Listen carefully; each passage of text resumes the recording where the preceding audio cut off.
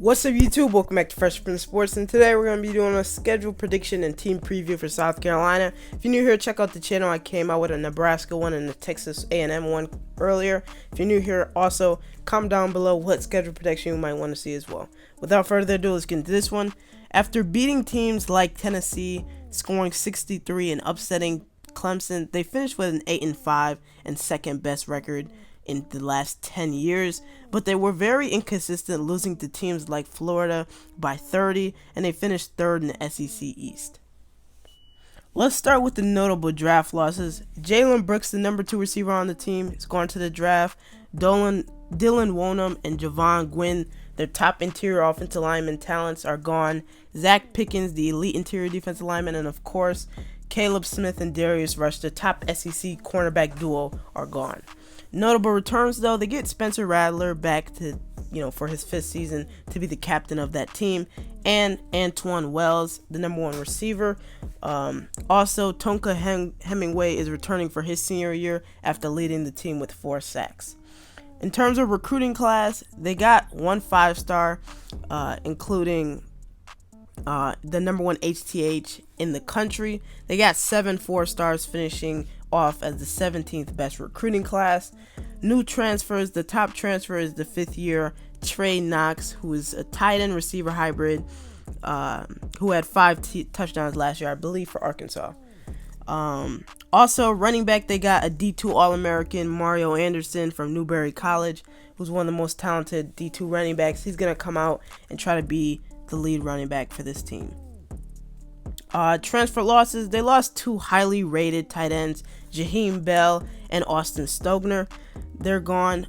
We know Stogner came from Oklahoma with Spencer Rattler, and now he's going back to Oklahoma for his last year. They also lost their 2 starting edge rushers, Jordan Birch and Gilbert Edmond. They also lost their leading running back, Marshawn Lloyd. Week 1 against North Carolina at a neutral site. Drake May, I think, will have a big year, but they have no, real safety net early in the season to win big games like this. I think if it was last year, with Josh Downs, who had 200-plus receptions, 2,400-plus yards, and 22 touchdowns in his seasons at North Carolina, he would be that guy that they could consistently go to. No, now they lost 2 starting receivers, their 2 top receivers, and even though I think they'll be a great team, they're just going to have to figure out their team later throughout the season, not right now, and I think overall South Carolina is just a more talented football team. Week 2 against Furman, similar to Charlotte and South Carolina State, this should be a blowout win for them. They should use this game to find a true running back lead before that tough game against Georgia, who's going to be able to carry the ball and keep this team more versatile.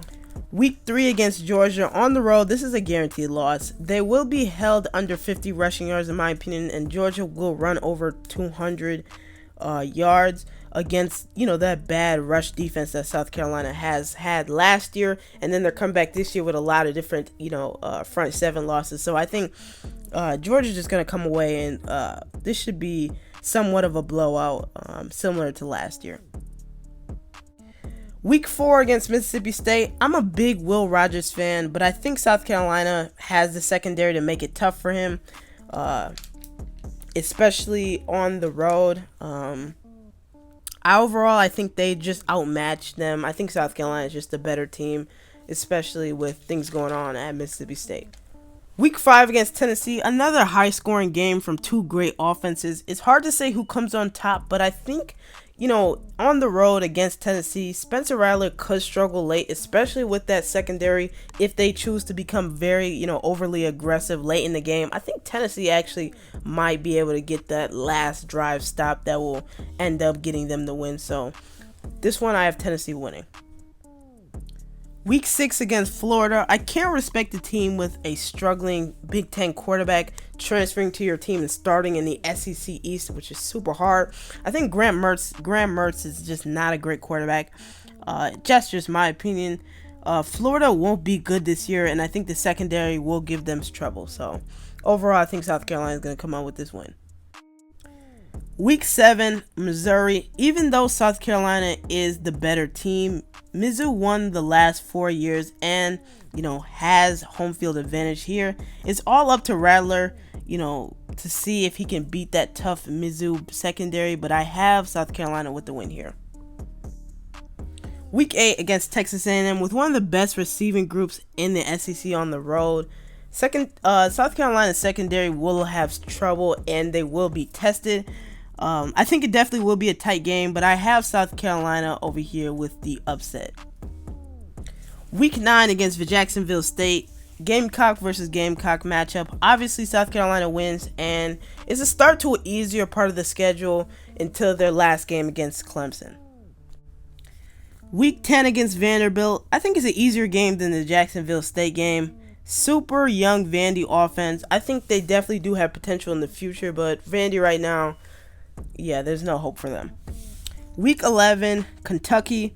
I like this matchup because of how talented Kentucky defense is, but South Carolina at home, with them having, a top 4 potential, they won't lose this game. Week 12, a 9-2 South Carolina goes against Clemson, the rivalry game. They will be at home against, an undefeated or maybe a one-loss Clemson team who's, another loss could get them out the college football playoffs and secure South Carolina 4th spot. So who knows how this game will be. But I think Clemson will have a top defense in the nation. I believe Will Shipley will be a Heisman candidate and someone that not a lot of people are looking out for. And I think that Clemson offense is going to be way more structured and more ready to put up points against South Carolina. And I'm going to have them win the game. Rank.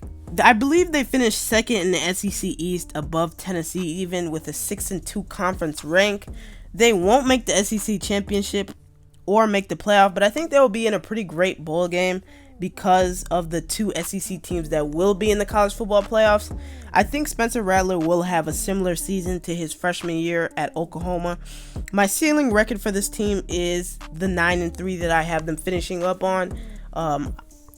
I could see them lose to Missouri, Texas A&M, and Kentucky, and that could quickly change to a 6-6 team. So there's some talented teams in the SEC.